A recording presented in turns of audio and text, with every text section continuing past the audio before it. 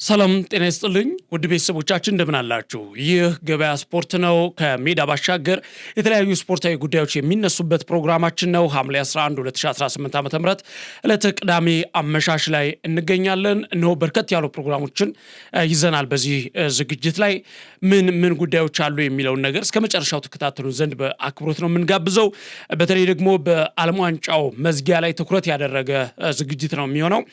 አዳዲስ ነገሮች አሉ፣ የሚጠበቁ ነገሮች ምን አሉ፣ በፍጻሜው ጨዋታ ላይ ስነ ስርዓቱስ ምን ይመስላል፣ እንዲሁም ደግሞ በዚህ ስነ ስርዓት ላይ ማን ይገኛል፣ እንዲሁም ከዚህ ቀደም የነበሩ የዓለም ዋንጫ የመዝጊያ ስነ ስርዓቶች ምን ይመስላሉ የሚሉና ሌሎች ከዝግጅቱ ጋር ተያይዘው አዳዲስ በዚህ ዓመት እንግዲህ በጣም በርካታ የዓለም ዋንጫ ዝግጅት ላይ የተመለከትናቸው ከህግ ጀምሮ ከዓለም ዋንጫው ጅማሮ ጀምሮ በርካታ ነገሮችን እያየን መጠናል። ዛሬም የተሰሙ አዳዲስ ነገሮች አሉ። እነሱ ምን ናቸው የሚሉትን እንደዚሁ እያየነን ቆይታ እናደርጋለን። አጠቃላይ ትኩረታችን የነገው የዓለም ዋንጫ የመዝጊያ ዝግጅትን በደንብ የሚቃኝ ይሆናል ማለት ነው። ከዚህም በተጨማሪ እንግዲህ በፕሮግራማችን መጨረሻ ላይ ለእናንተ አንድ ጉዳይ አለን የምናስተላልፈው። ይሄ ለእናንተ በጣም አስፈላጊ የሆነ ነገር ነው። ስለዚህ ሁላችሁም ይህንን ፕሮግራም እስከ መጨረሻው እንድትከታተሉት በዚሁ መልእክታችንን ለማስተላለፍ እንወዳለን። ቤተሰቦቻችን ጉዳዩን መጨረሻ ላይ የምናጋራችሁ ነው የሚሆነው። ፕሮግራሙን እየመራንና መረጃዎችን ወደ እናንተ እያደረስን እኔ መኮንን አልማውና ሮቤል አብርሃም እንደዚሁም ደግሞ ካሜራውንና ቴክኒኩን እየተቆጣጠሩ ሌሎች ባልደረቦቻችን ጆና እንደዚሁም አማኑኤል ሮቤ ከኛ ጋር ቆይታ ያደርጋሉ። እናንተም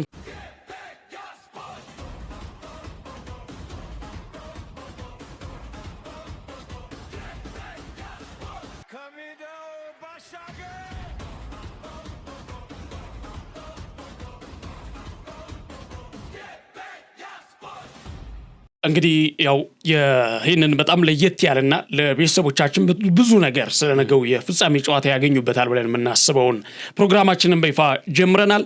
ምናልባት ከየትን ጀምር የሚለው ነገር ላይ አጠቃላይ ዝግጅቱን ነው የምንቃኘው። ግን ምናልባት ጅማሯችንን ብናረገው ብዬ የማስበው የነገው ዝግጅት ምን ሊመስል ይችላል? እንዲሁ ራፍሊ አንተ ስትመለከተው ምን ሊመስል ይችላል ብለህ ታስባለህ? አዎ ሞኬ በጣም ብዙ ገና ከጅማሮ ጀምሮ በጣም ብዙ ሲታማኝ ነበረ። ዓለም ዋንጫ ነበረ ከበርካታ ጥያቄዎች ጋር በተገናኘ በተለይ ይሄ ከሎጂስቲክ ጋራ ከደህንነት ጋራ ኢቭን ከትኩረት አሰጣጥ ጉዳይ ጋር በተያያዘ በጣም ብዙ አጀንዳ ሲሆን የነበረ ጉዳይ ነበረ። ታዲያ ያንን መንገድ አሜሪካ በምን አይነት መንገድ አስተናግዳለች የሚለው ያው ከኋላ በምስራችን ላይ እንደሚመለከቱት በስፋት ትናንትና ፊፋው ፕሬዚዳንት ጆኒ ኢንፋንቲኖ እና ዶናልድ ትራምፕ ዝርዝር መግለጫዎችን በጋራ በመሆን የሰጡበት አጋጣሚ ነበር የነበረውና እነዛ ሁሉ ችግሮች የታሰበው ሳይሆን ያልታሰበው ወይም ደግሞ የተጠበቀው ሳይሆን ያልተጠበቀው ሆኖ ዓለም ዋንጫው በአስገራሚ ሁኔታ ዛሬ ላይ መድረሱን ተናግረዋል። ታዲያ ባለፉት 103 ጨዋታዎች ላይ ሊፈጠሩ የነበሩ ችግሮችን አስቀድመው በመቅረፍ ደረጃ የነበራቸውን ሚና ጆኒ ኢንፋንቲኖ ትራምፕን በማድነቅ ነበር የጀመሩት። ትራምፕም ያው በእርግጥ ምስጋና የሚወድ ሰው አይደለም በማለት ነበር ጆኒ ኢንፋንቲኖም ሲያነሱት የነበረው ጉዳዩንና ትራምፕም ያው ለትልቅ ሀገር ሲሰጥ የሚጠበቅ ኃላፊነት ነው በማለት በሙያቸው ከሰሩት ብዙ ስራዎች መካከል አንድ የሚኮሩበት ስራ እንደጨመሩ ነው የገለጹት። ምክንያቱም ዓለም ዋንጫ ማለት ያውም ዘንድሮ 48 ሀገራት ነው የተሳተፉት። 48 ሀገራት ማለት 48 የተለያዩ ባህሎች ማለት ነው። ሁሉም እንደየሀገሩ ሊስተናገድበት የሚችልበት መድረክ ነው። ምክንያቱም አንዱ ከሃይማኖታዊ ጉዳይ ሊሆን ይችላል፣ ከባህል አንጻር ሊሆን ይችላል፣ ከአመለካከት አንጻር ሊሆን ይችላል። የሁሉም አንግል ከተለያየ ዲፍረንስ ቦታ ስለሆነ የሚሰበሰበው አንዱ ለአንዱ አክሴፕት ላይ ይደረግ ይችላል። ያንን አቻችሎ በመቆየት ራሱን የቻለ ትልቅ ሁኔታ ነበረና እንደ አጠቃላይ ከመክፈቻው ጀምሮ ያን ያህል ማራኪም አልነበረም ብዬ አስባለሁ። በተለይ ኳታር ላይ የተመለከትነው መክፈቻ ከዚህ ቀደም ሌሎች ዓለም ዋንጫዎች ላይ የተመለከትናቸው መክፈቻዎች ዘንድሮ በአሜሪካውያን ያን ያህል ተደመንበት ወይም ደግሞ ርዕስ መነጋገሪያ ሆኖ አልነበረም መክፈቻው። አሁን ግን መዝጊያው ልዩ እንደሚሆን ነው እየተነገረ የሚገኘው። ስታዲየም በሮች ከ4 ሰዓት ጀምሮ ክፍት ይሆናሉ። ነገ ምሽት 4 ሰዓት ነው ጨዋታው። በእኛ አቆጣጠር ነው እየነገርኳቸው ያሉት። ግን ምንድን ነው ሞኬ የሚነሱ አብሮት ስጋቶች አሉ። ምናልባት በዚሁ ወደ ስጋቶቹ ልበልልህና በተወሰነ መንገድ ሰው እየዳሰስን ያለ ነው። አዳዲስ ነገሮች ተጨምረዋል። አንተ እንዳልከው የሚኖረው ሁነት ራሱን የቻለ አለ። ግን ምንድነው አሁን በዋነኝነት የጤና እክል እንዳይፈጠር ስታዲየሙ ሙሉ ለሙሉ ዝግ ሆኖ ነው የሚቆየው። ሙሉ ለሙሉ የመብረቅም የአየር የዝናብም ሌሎች ብክለቶች እንዳይኖሩ በሜዳው ላይ ኤሲዎች አሉ። ሌሎች ጉዳዮችም አሉ ከዚህ ጋር መናያይዛቸው የነበሩት። ታዲያ ያ በሚሆንበት ሰዓት ላይ ደግሞ ልታደርጋቸው የሚገቡ ጥንቃቄዎች አሉ። አንደኛው ሙቀት ከፍተኛ ሙቀት ሊፈጠር ስለሚችል ያው ቀድመ ልታዘጋጀው መስሉ ቀደም ብዬ እንዳነሳሁት ኤሲ አለ። ከዛም ባለፈ ደግሞ በዋነኝነት ሞኬ ሳውንድ ሲስተሞቹና ስክሪኖቹ እንዳለ የተገጠሙት በላይኛው የሜዳ ክፍል ላይ ነው፣ ጣራው ላይ። ያ ማለት ለስታዲየሙም ያው 360 ዲግሪ ስታዲየም ነው። ያው ብዙ ጊዜ ለራግቢ ወይም ደግሞ አሜሪካን ፉትቦል ተብሎ ለሚጠራው ስፖርት አላማ ነበር የነበረው ያው ሜዳው ስታንዳርዱ ስለሚጠብቅ እንጂ ክብ ሜዳ ነው የደጋፊው አቀማመጥ። 360 ዲግሪ ብዙ ጊዜ አልለመድ ነው በእግር ኳስ ላይ። አራት ማዕዘን ቅርጽ እንደዛ አይነት ነገር ነው የሚሆነው። ለዛ በሚል ስክሪኑ ሙሉ ጣራው ላይ ነው የሚሆነው። ሞኬ አንጋጠ ነው ወደ ላይ ይመለከታል። ሌላኛው ደግሞ ይሄ ሳውንዶቹን እያንዳንዱን እንዳስረዱት ከሆነ ሰዎቹ በቃ በጆሮ እየተነገረ ያለ ያህል እንዲሰማህ ነው ሳውንዱ በማይረብሽ መንገድ ለሰው ከላይ እንደሚወርድ አይነት ነገር ነው እንዲሰማ የተደረገው። እንደዛ ስለሆነ ጥንቃቄዎች ያስፈልጋል በሚል ጉንፋን ያለበት ሁላ ወደ ሜዳው እንዳይገባ ተከልክሏል። ትኬት ቆርጦ ሞኬ አስበዋል።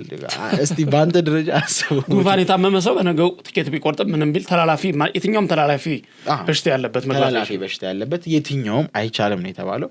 አስበው ሞኬ ትኬት ቆርጠ ያውም ከሀገር ተጉዘ ልትገባ ብለህ ጉንፋን ያለበት ተብለህ ስትመለስ ስሜቱን አስበው። በጣም ከባድ ነው። ከዛ እነዚህን ህክምናዎች የሚከታተሉ ባለሙያዎች በስቴዲየም ዙሪያ ይኖራሉ። ምርመራ ተደርጎልህ ነው የምትገባ።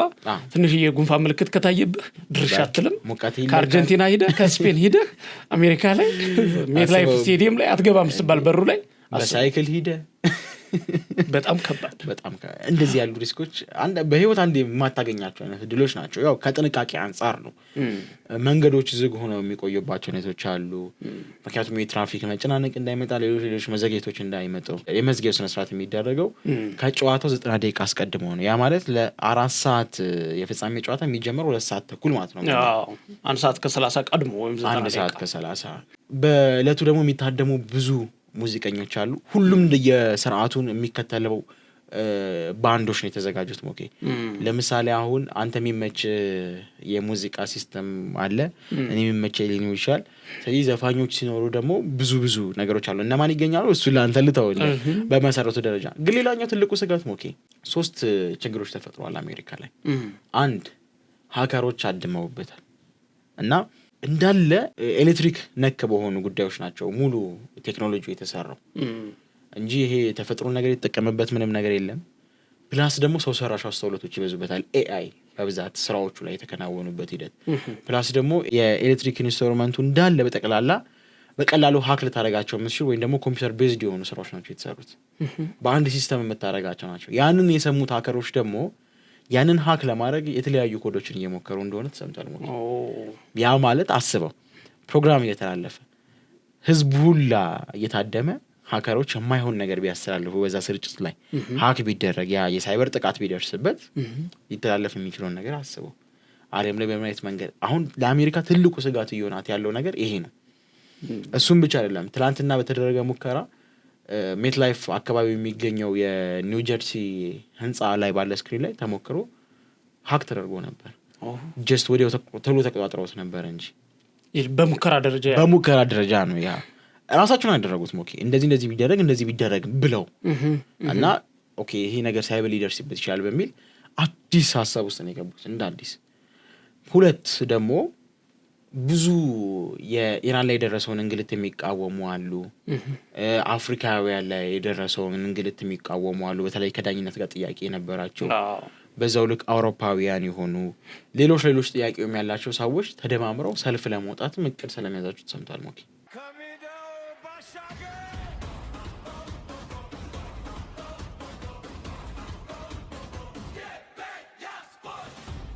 በጣም ብዙዎች ቅሬታ አላቸው በዚህ ዓለም ዋንጫ እንዳልከው አንተ ኢራንን ጨምሮ ከወደ ኢራቅም ከአፍሪካም ከሌሎች ሀገራትም በርካቶች በተለይ አፍሪካንም ብታይ በተለይ ከዳኛም ጋር ተያይዞ ከተሳታፊ ሀገራት በዳኛ መበደል በጨዋታው ተገቢ ያልሆነ ሽንፈቶችን መጎንጨት እነዚህን ጨምሮ በጣም ብዙዎቹ በእርግጠኝነት ቅሬታ አላቸው። ይሄ ዓለም ዋንጫ አስቀያሚ ተብሎ በብዙዎች ዘንድ እንዲሰየምም እንደዚሁም ደግሞ የነበሩ ነገሮች በጣም እንከን እንደበዛባቸው ተደርጎ ሰዎች እስካሁን ከተደረጉ የዓለም ዋንጫ ሁላ አስቀያሚ ወይም ደግሞ አስከፊው ወይም ደግሞ በጣም መጥፎ ብለው ብዙዎች እንዲጠሩት ያደረገ ያ ይመስለኛልና ከዚያ ጋር ተያይዞ እንግዲህ ያው የፍጻሜ ጨዋታ ላይ የሚጠበቁ ደስተኛ ያልሆኑ ሰዎች አመጻ ይሄ በጣም አሳሳቢ ነገር ነው። ትናንትና ዶናልድ ትራምፕ ራሱ ሲናገር የነበረው ሞኬ ያንን ነበር። ኢንፋንቲኖ በዚህ ዓለም ዋንጫ ብዙዎች እንደተዛመዱ ብዙዎች እንደተዋደዱ ተስፋ አደርጋለሁ፣ ደስተኞችም ሆኖ እንደነበሩ ተስፋ አደርጋለሁ ሲል ደስተኞቹማ የሚሆኑት እዚሁ የቀሩት ናቸው፣ የሄዱትም እንዴት ደስተኛ ይሆናሉ ብሎ እዛው ነበር ይመለሳል። ምናልባት ወዳጅ ካለ አላቅም አለው። ይሄ ራሱን የቻለ ፖለቲካ ነው። ይሄ ራሱ በጣም በትክክል ያውቁታል እኮ በነገራችን ላይ ሜሞችንም ይከታተላሉ በእርግጠኝነት። ሌላው ኦኬ ከማንሳት ይጠበቅብናል ብዬ የማስበው ከዚህ ጉዳይ ጋር የተያዙ ጉዳዮች ላይ የደህንነት ስጋት እንዳለ ሆኖ በተለይ ደግሞ አንድ ጉዳይ አለ በጣም ርዕስ የሆነ ሆሎግራም ይባላል። ያ ሆሎግራም ራሱን የቻለ አንድ ሲስተም ነው እና ሙሉ ሲስተሙ የተዘረገው በዚህ ነው ሆሎግራም የሚባለው እና ያንን ሆሎግራም ሰዎች ምናልባት ጫና ሊፈጥርባቸው ይችላል።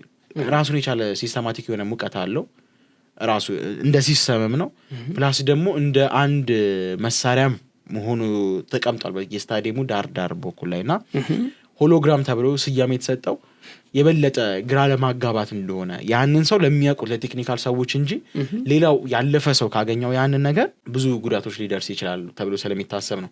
ትናንትናም ትራምፕ በመግለጫው ላይ ሲያነሳው የነበረው ያንን ጉዳይ ነበረ። አሁን እንደዚህ የዘረጋ ነው ሲስተም ነበረ። ካናዳ ደግሞ እንደዚህ ያለ ጭሶች እየመጣ ነው በሰደድ እሳት ምክንያቱ። ስለዚህ ስታዲየሙ ዝግ ነው፣ ሙቀቱ ራሱን የቻለ ጉዳዮች አሉት። ፕላስ ደግሞ ሲስተሙ እንዲሁም ደግሞ ኢንስትሩመንቱ መልሶ ችግር የሚፈጠር ከሆነ ሌላ የጤና ችግር እንዳይፈጠር ተዘጋጅ። አጠቃላይ ሞኬ 250 አምቡላንስ ነው የተዘጋጀው ለነገ 80,000 ሰው ነው ሜት ላይ ከፍተኛ ስጋት አለ ማለት ነው። በጣም ከፍተኛ ስጋት አለ።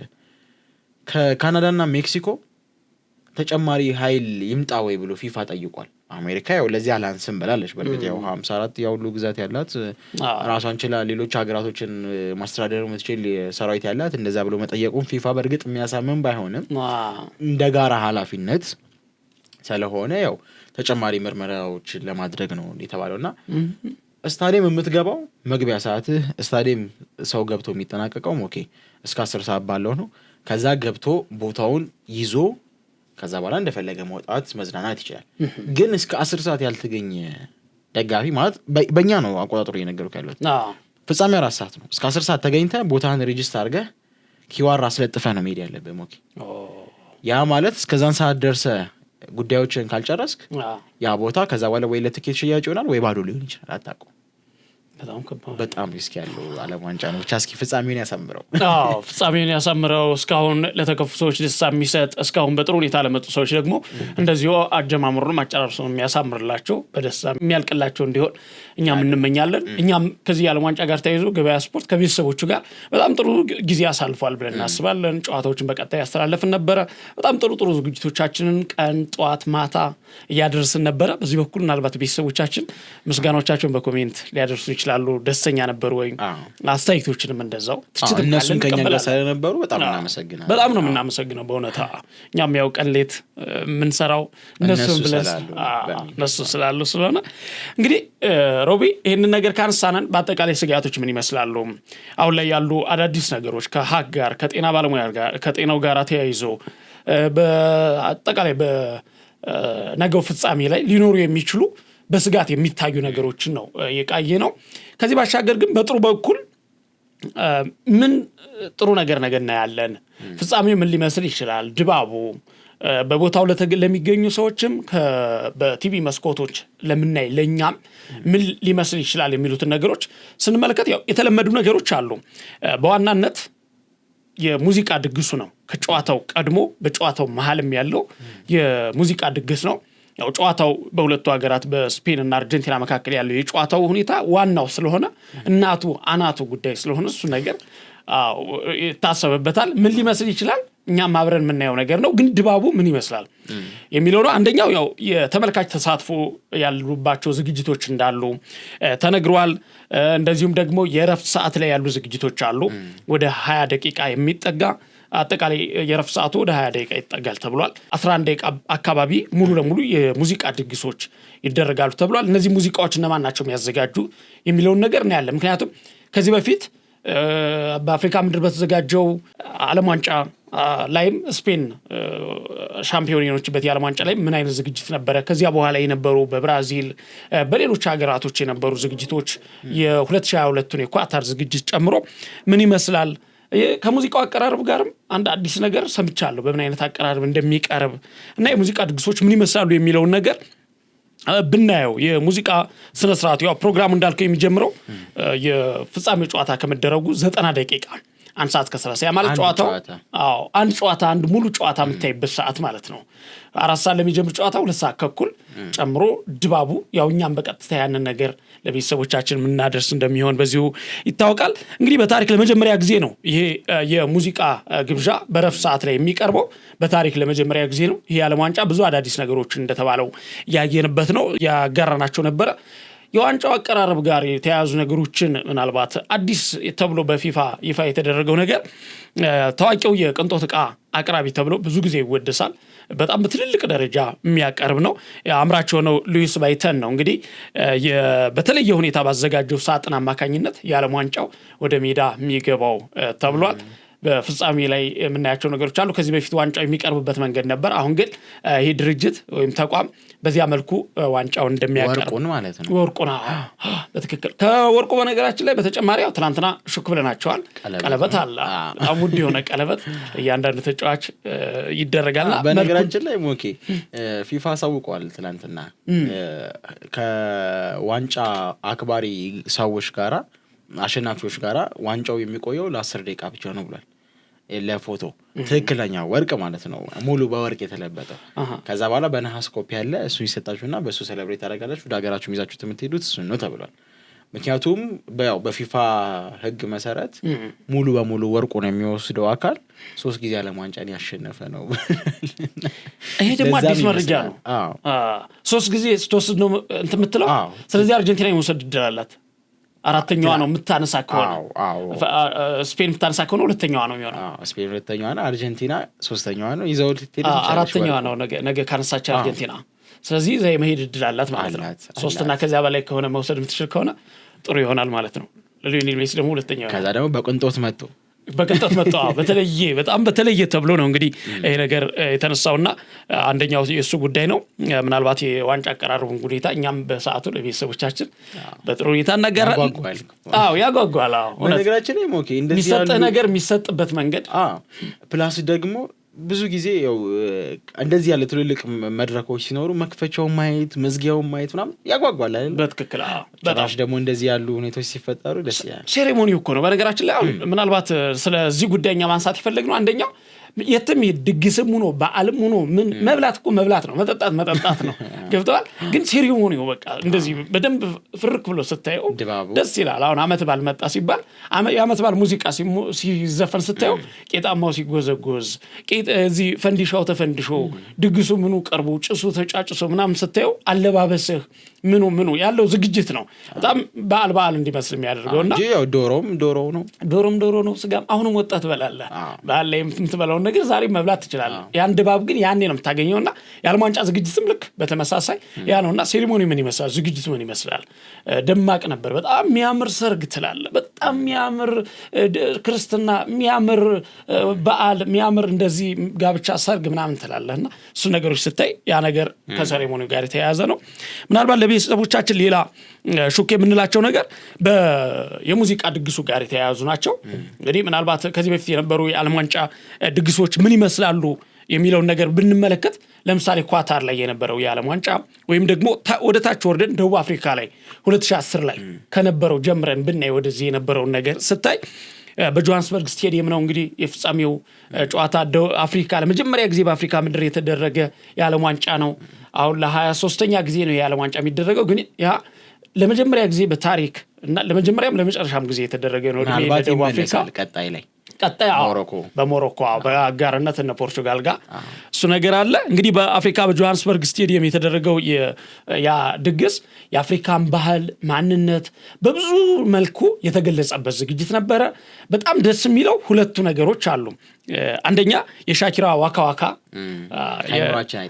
ዘ ታይም ኦፍ አፍሪካ በጣም ደስ የሚል አሁን ጊዜው የአፍሪካ ነው።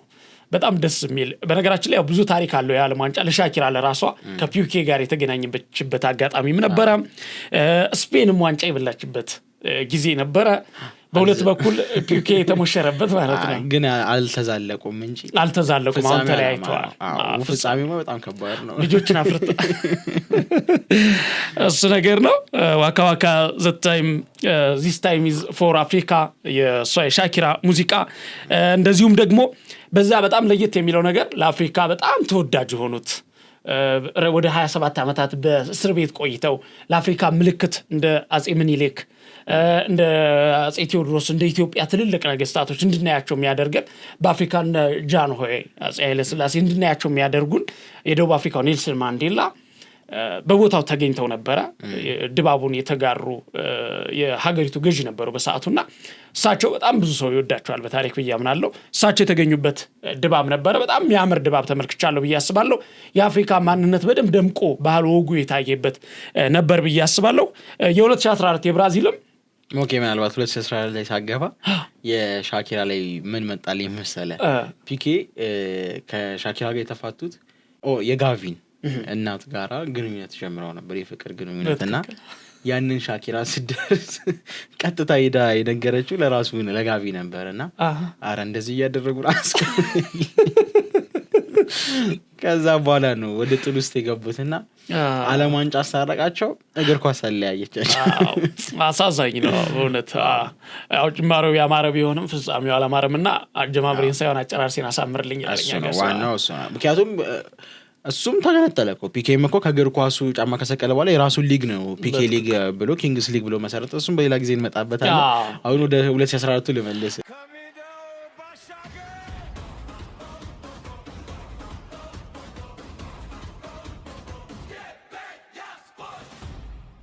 ወደ ብራዚል 2014 የዓለም ዋንጫ ስናመራ በዓለም ዋንጫ ምልክት ተደርጋው የምትወሰደው ሙዚቃዊት ሻኪራ ናት።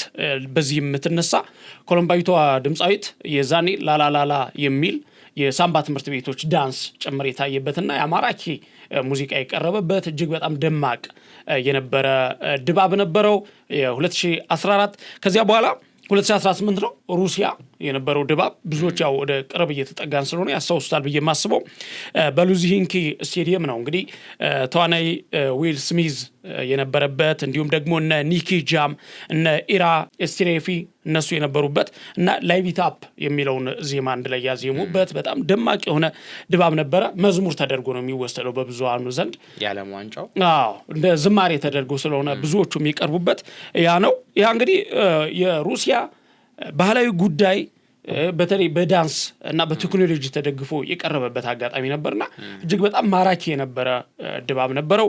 ከዛ ባሻገር የኳታር 2022 ነው ናይት ቱ ሪመምበር የተሰኘው ወይም በሚል መሪ ቃል በሉሳይል ስቴዲየም የ30 ደቂቃ ድባብ የተደረገበት ነበረ።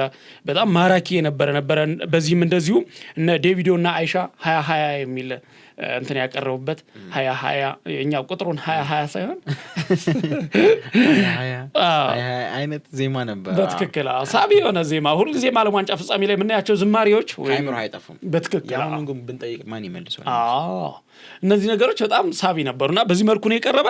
እንግዲህ በዚህ የዓለም ዋንጫ ላይ አሁን ላይ በሚደረገውና እንደዚሁ ሶስቱ ሀገራት ካናዳ፣ ሜክሲኮና አሜሪካ በሚያዘጋጁት በ16 ከተሞች የተደረገውን ይህንን የዓለም ዋንጫ መዝጊያው የሚደረግበትን ስቴዲየም በዚህ ስቴዲየም ላይ ወደ 80,000 ደጋፊዎችን የሚይዝ ስቴዲየም ነው።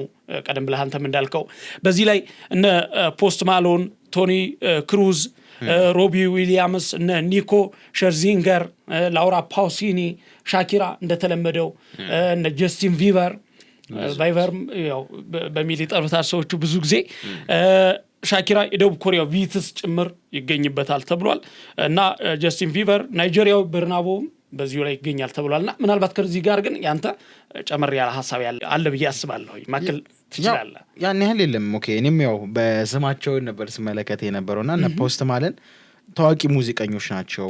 ኮከብም ተዋናይ ነው። እንደዚህ በተለያየ ሙዚቃ ኮከቦች ላይ የበለጠ ከክሊፕ አንፃር በተለያዩ አዋርዶች ላይ ሽልማት ከማግኘት አንፃር በጣም የሚታወቅ ነው።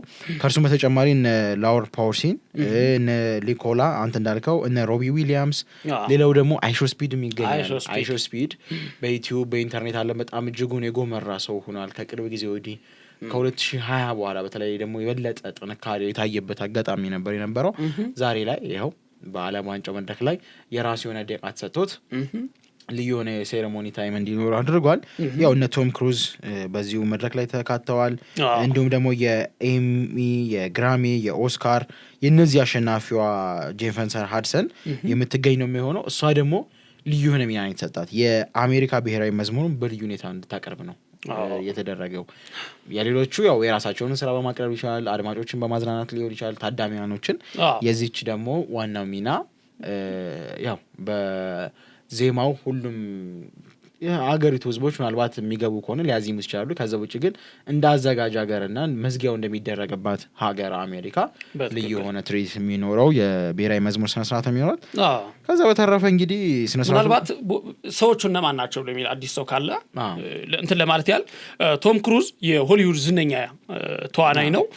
ልክ እንደ ፓሪስ 2024 ኦሎምፒክ መዝጊያ ላይ ያደረገ መክፈቻ ላይ የነበረ ያቀረበው ዝግጅት አለ። ከዚያ ጋር ተመሳሳይ እንዲሆን በዚህ ላይ አስገራሚ የሆነ የአየር ላይ ትዕይንት ያሳያል ተብሎ ነው እንግዲህ ወደዚህ መድረክ የመጣው። የፓሪስ 2024 ላይ ያቀረበው ዝግጅት ነበረ። ከዚያ ጋር ተመሳሳይ የሆነ ዝግጅት እንዲያቀርብ ነው እንግዲህ በዚህ የተጋበዘው። ከዚያ ባሻገር ሮቢ ዊሊያምሰን፣ ኒኮል ሸርዚንገር እንደዚሁም ደግሞ ላውራ ፓውሲኒ እነሱ ደግሞ ሶስቱ ተባብረው የፊፋ ይፋዊ መዝሙር እንዲያቀርቡ ነው የተደረገው። ዲዛየር የሚል ዝማሬ ነው፣ ያንን በጋራ እንዲያቀርቡ ነው።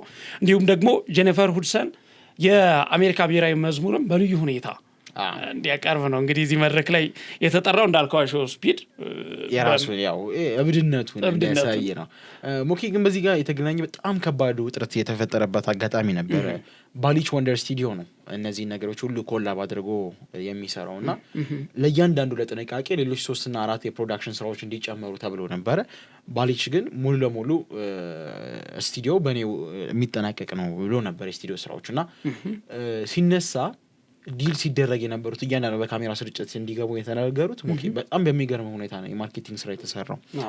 ለምሳሌ አሁን አንተ የራስህ ድርጅት ካለ ፊፋ ልታናግድ ትችላለህ፣ ወይ ደግሞ የፕሮግራም ማስተባበሪያዎች ልታናግድ ትችላለህ። ባሊች ስቱዲዮ ጋር ግን ዲል ካላደረግ ያንተ ስርጭት በሚተላለፍባቸው ሂደቶች ላይ የመቀረጽ ፕሮባቢሊቲው 0 ነው የሚሆነው። ከተቀረጸ ነው ብለር ነው የሚሆነው እና ከአጋር አካላት ጋር በጣም ብጥብጦች ተነስተው ነበር ከማርኬቲንግ ጋር በተገናኘ። ባለፈው በዚህ ዓመት ማርኬቲንግ ላይ በጣም ስሬስ ነው። በጣም ባለፈው ተመልክተን ነበር አይደል? ስሙን እርግጠኛ አይደለሁም እንጂ የስታዲየም ስም ፊት ለፊት የነበረ ብራንድ በጨርቅ ተሸፍኗል። ተጫዋቾች ወደ ስታዲየም ሲገቡ ፎቶ እንዳይነሳ የስታዲየም የላይኛው ክፍል ማለት ነው። በዚህን ያህል ደረጃ ኢማጂን። እና ይሄ ባሊች ወንደር ስቱዲዮ ሙሉ ነገሮችን ኮንትሮል ማድረገው እኔ ስለሆንኩኝ በእኔ ስር ያለፉ ፕሮሞሽኖች ወይም ደግሞ ከኔ ጋር ዲል የፈጸሙ ወይ ደግሞ እናንተ ይሄ ፕሮዳክሽን ይግባ ብላችሁም ታስቡት ከሆነ ይግባ ብለው ነበር እና እንዲሁም ፊፋ ደንበኞችን እንዳያሸሽ በሚል ሌላ ስቱዲዮ ጋር ለመሄድ ፈልገው ነበረ። ግን ያው ሞር እንደዚህ ያሉ ጥራት ያላቸውን ስራዎች ጥራት ላለው አዘጋጅ ነው የምትሰጠውና በትክክል እነሱ ባሉት ተስማምተዋል። በዛ መሰረት 32 አገር አካላቶች እንዲሁም ደግሞ 18 የፕላቲኒየም ፕሮግራም ደረጃ አዘጋጆች እንዲሁም ደግሞ ከጎልድ ሌቭል ደግሞ ከ472 የተጣጡ ድርጅቶች በዚህ ውድድር ላይ ተከናውነዋል ማለት ነው። በጣም ትልቅ። ስለዚህ በነገው ዝግጅት ላይ በእርግጠኝነት ለቤተሰቦቻችን የምናጋራው እኛም የምንመለከተው በጣም ወሳኝ የሆነ አስደሳች የሆነ ዝግጅት ይኖራል ብለን ተስፋ እናደርጋለን። ቤተሰቦቻችን እንግዲህ የተከታተላችሁ የነበራችሁት በቀጥታ ወደ እናንተ እየደረሰ የነበረውን ከሜዳ ባሻገር የገበያ ስፖርት የዕለቱን ዝግጅታችን ነው።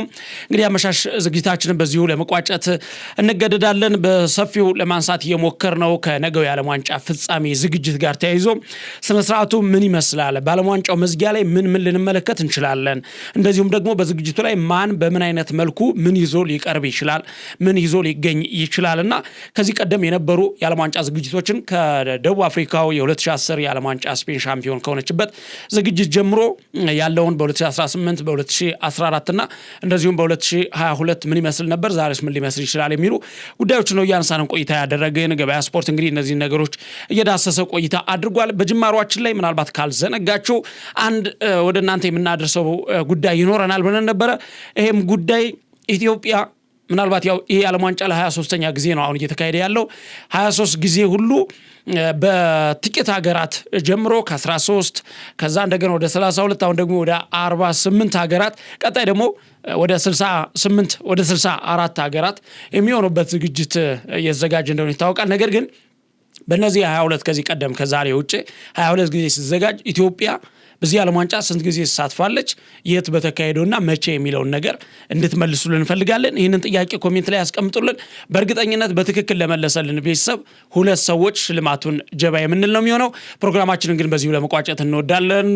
መረጃዎችን ወደ እናንተ ስናደርስ ቆይታ ያደረግነው እኔ መኮንን አልማውና ሮቤል አብርሃም ነበርነን። እንደዚሁም ደግሞ አማኑኤል ሮቤና ጆ ቴክኒኮና ካሜራው እንዲሁም ድምጹን እየተቆጣጠሩ ከኛ ጋር ቆይታ አድርገዋል። እናንተም አብራችሁን ስለነበራችሁ ከልብ እናመሰግናለን። በሰላም